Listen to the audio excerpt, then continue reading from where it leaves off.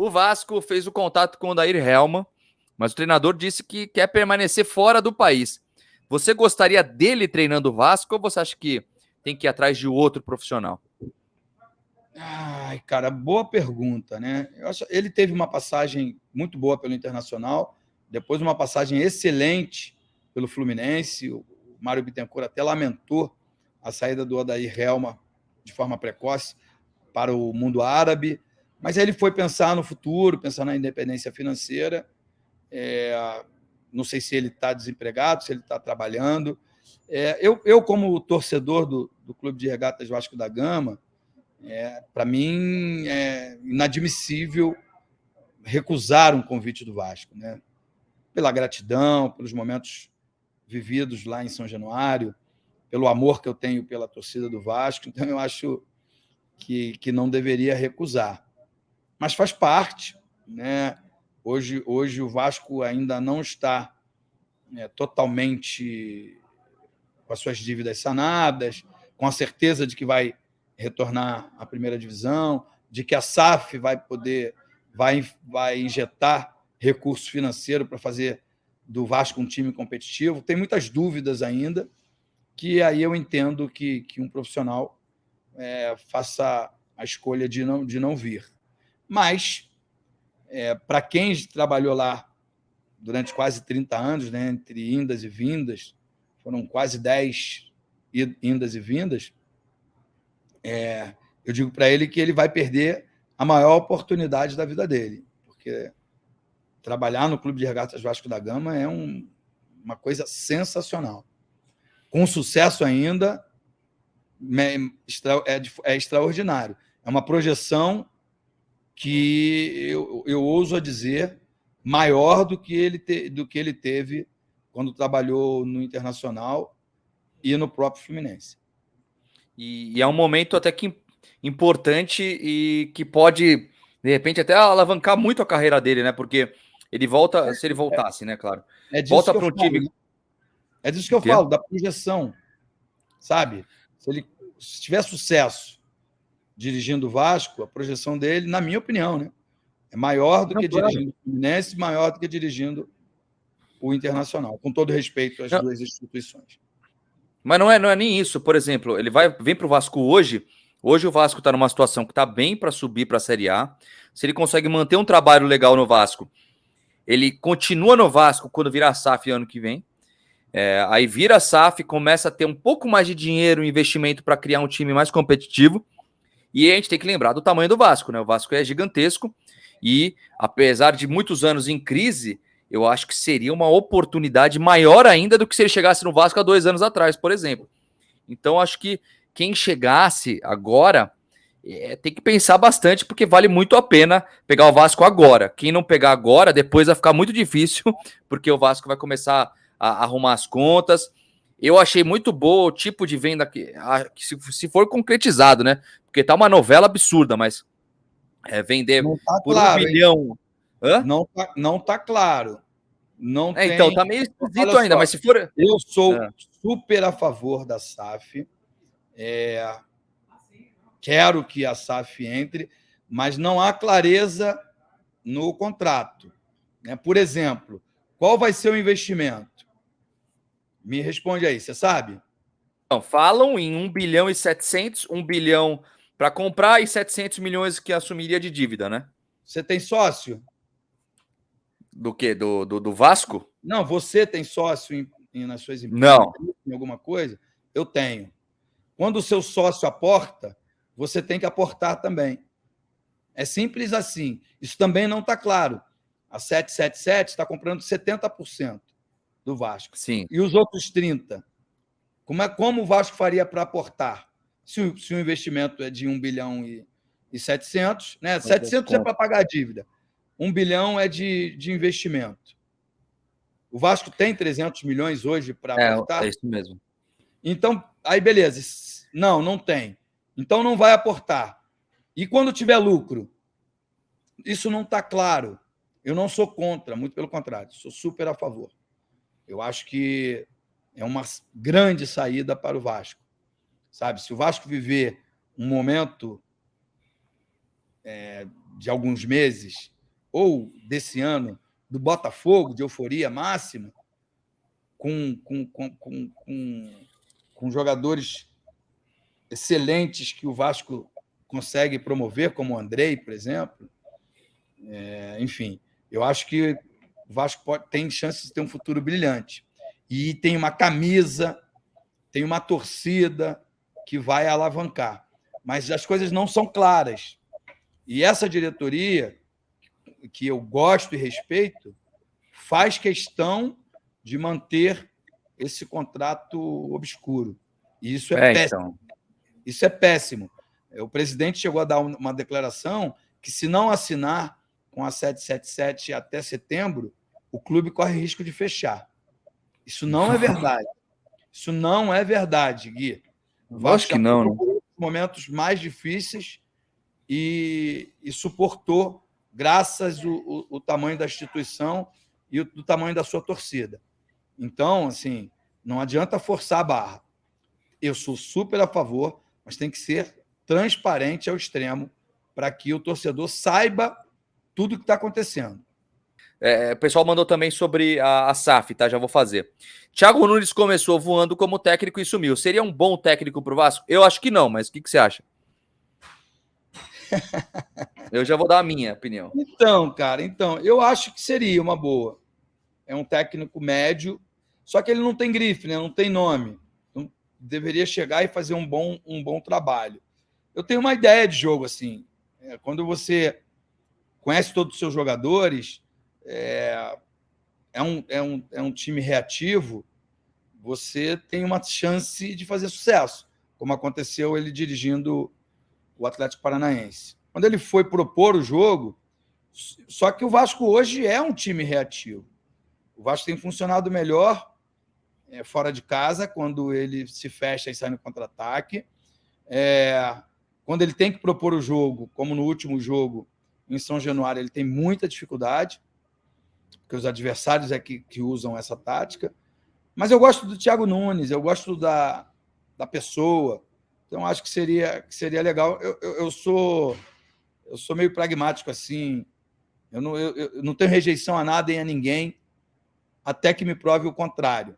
Por exemplo, eu apoiei a contratação do Maurício. Hoje eu sou o contrário, porque de fato não deu certo. Mas eu acho que profissionais merecem oportunidade, mas acho que tem que ter uma avaliação criteriosa para você saber o que você quer, o que você pensa, qual é o seu DNA, e os clubes geralmente não têm, entendeu? Os clubes geralmente não têm isso. Mas como eu não estou lá no dia a dia, mal eu conheço os atletas que vão a campo, os titulares, eu prefiro não opinar, entendeu? O Emílio Faro está indo bem. Ele tem 4 jogos dirigindo o Vasco, tem 3 vitórias e um empate. Então tá bom, pô, vamos com ele. Mas ele não é técnico. Ele é preparador físico e virou auxiliar técnico do Zé Ricardo. Por isso ele tá no Vasco. E surgiu a oportunidade de dirigir o time e ele está mandando bem. Então vamos com ele por enquanto. Melhor do que ficar recebendo não. Uma instituição gigante como o Vasco, receber um não de um técnico médio é constrangedor, na minha modesta opinião. Não, sim, é que eu acho que o Thiago Nunes, no caso, não que eu não goste dele, acho que o Vasco teria que ir atrás de um treinador mais formado, sei lá, um Abel Braga, sabe? Um Renato Gaúcho, sei que não é fácil, né? Mas acho que seria um momento desse. O próprio Odair Hellmann eu gosto um pouco mais, mas acho que o trabalho do Thiago Nunes pode ser bom, sim. Aí, ó, Edmundo, primeiro o Salvar Vidas estava mandando que os caras prometem um orçamento maior que o Flamengo. Sim, tem que ver, é o que o Edmundo estava falando, né? Tem que ver direitinho como é que vai ser isso aí, vai ser feito. Gustavo Benfica, boa noite. Meu ídolo máximo, papá, sou muito a favor da SAF no Vasco, mas o modus operandi não me agrada, tá mandando aqui. O do Edmundo também tá confuso, né, Edmundo? O que eu falei, tá muito confuso. Aí tem aqui também o Ryu tá mandando, eu não entendo esses reforços à beira da venda para a SAF, um reserva do Avaí, outro dispensado pelo Bragantino, outro nem relacionado. Tá complicada a situação. Um beijo para você, Micaela, tá mandando mensagem aqui. Oi, acompanhando a live de novo. Quem mais? Pintura Truck de novo aqui com a gente também. Mas é isso, vamos ver, vamos esperar, porque é muito difícil a gente opinar agora do Vasco, né, Edmundo? Porque tá tudo meio que, vai ser 1 bilhão e 700, aí fica, aí tira fotinho no campo com o pessoal da SAF, reunião, a SAF vai vir, vamos, vai vir, mas até agora nada, vamos esperar um pouco. Parece a moleta, como é que fala? Moleta, né? Como é que fala? O time não está indo bem, aí eles se reúnem, porque aí a torcida fica tranquila. Porque a grande esperança é isso. Então, e não é isso. Eu lembro, depois que o Vasco jogou com a camisa do SBT, o Vasco perdeu todos os patrocínios e não tinha nem fornecedor de camisa. E viveu, e ficou vivo. Foi campeão carioca depois disso, em 2003. Então, assim, com todo respeito, o Vasco é muito, muito, muito maior do que essa galera que está aí dizendo que o Vasco pode fechar as portas. Tem mais duas que eu quero colocar aqui que eu achei interessante também. O Vitor Queiroz está falando que não existe ninguém no futebol do Vasco igual um Paulo Nobre do Palmeiras. Que aí é o caso se não virasse SAF, né? Onde ele fala a verdade, fala que o clube vai passar por dificuldades, mas organiza a casa. Você comenta bastante isso aqui, né, Edmundo? Hoje a gente não sabe quem que tá no Vasco direito, não tem ninguém que conhece o Vasco tanto quanto ex-ídolos, né? Falta isso no Vasco, né? A gente pode até dizer que as pessoas são vascaínas, são apaixonadas, estão no Vasco até mais tempo do que eu. Sim, é verdade. Mas entender de futebol, entender de administração, isso eu não acredito. Sabe? E as escolhas. O Carlos Brasil passou 30 anos no Flamengo. Hoje ele quem é o homem forte de futebol do Vasco. Enfim, não tem ninguém, nem todos os clubes têm ex-atletas nas suas comissões técnica permanente, como diretor esportivo. O Vasco não tem ninguém. Absurdo. Parece que eles ignoram os ídolos. Esse ano fazem 25 anos do tricampeonato brasileiro. Ninguém se manifesta, sabe? Absurdo, tem estátua cara. lá do cara que torce para outro time. Enfim, tem muita coisa. Não, mas a torcida reclama disso, viu? Tem bastante torcedor que manda aqui. Sim, mas, cara, sou mais um a reclamar e não é pessoal, não, gente. Só uma constatação. E você torce, né? Mas enfim, eu também sou torcedor. Mas as pessoas confundem. Porque fui atleta, não posso ser torcedor. A minha época de atleta já passou, meu trabalho da televisão também. Agora eu sou um torcedor. E eu falo o que eu quero, o que eu penso, o que eu acho. Pô, é isso aí. Tá, e a torcida tá com você do Vasco, pode ter certeza. E o Felipe Sandoval mandou um negócio. Sandoval, um abraço, Sanda. Será que a SAF está esperando a certeza da Série A para fechar? Você acha que tem essa chance, Edmundo? Não acho. Não acho porque o investimento na Série B é bem menor. Eu acho que é questões burocráticas e o Conselho Deliberativo do Vasco, não sei qual, Conselho Fiscal, não sei qual o Conselho lá, o de Beneméritos, aprovarem. Parece que ainda não foi aprovado, porque não há clareza nesses contratos, não há clareza. O torcedor do Vasco quer muito, eu, inclusive, sou um dos que quero, mas eu não sei exatamente nada. Se vender uma camisa, os royalties vão para quem?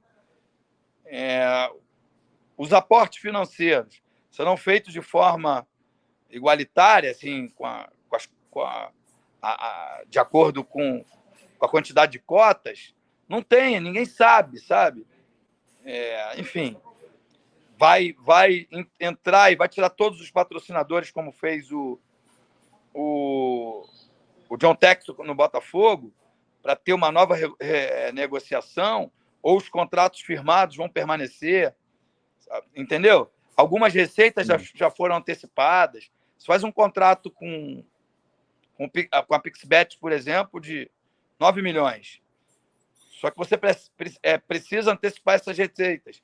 E o cara que compra entra contando com aquela receita. Nós temos um contrato aqui de X milhões para a temporada 2023. E esse dinheiro já foi antecipado. Então, eu acho que tem essas clarezas aí, cota de televisão, tem bastante coisa para a gente tomar discutir. Cuidado, né? Tem que ter muito cuidado. Entendeu? Tem que ter muito cuidado.